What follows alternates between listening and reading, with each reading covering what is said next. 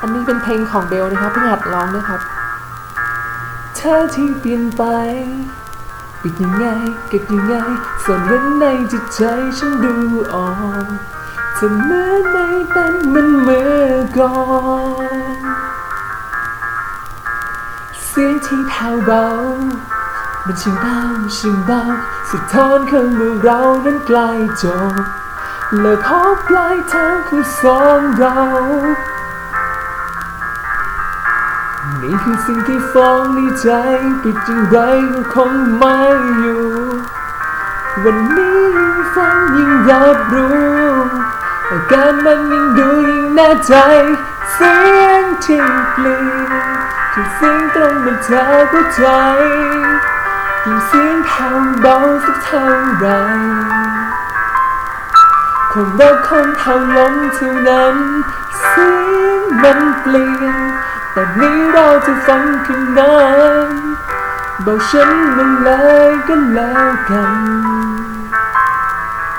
ประโยคที่บอกเลิกกันเธอคงพูดชัดเจนเสียงที่แผ่วเบา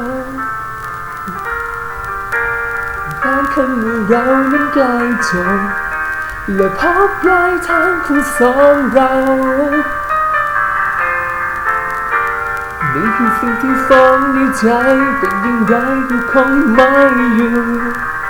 วันนี้ยิ่งฟังยิ่งรับรู้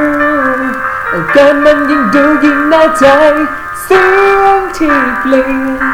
คือเสียงตรงมาจากหัวใจยิ่งเสียงแผ่วเบาสักเท่าไรความรักของเท่าลมเท่านั้นเสียงมันเปลี่ยนตอนนี้เราจะฟังคืนนั้นบอกฉันมันเลยก็แล้วกันประโยคที่บอกเลิกกันเธอคงพูดชัดเจน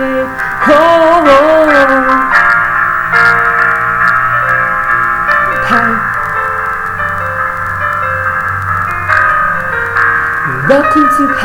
ผ่วลง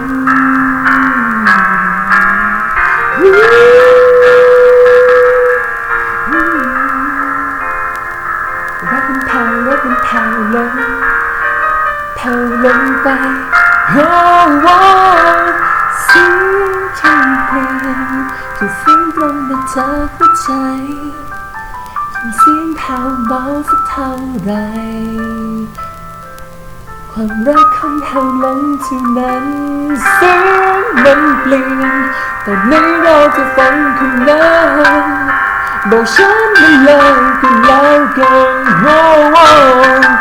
ประโยคที่บอกเลิกกันเธอคงพูดชัดเจน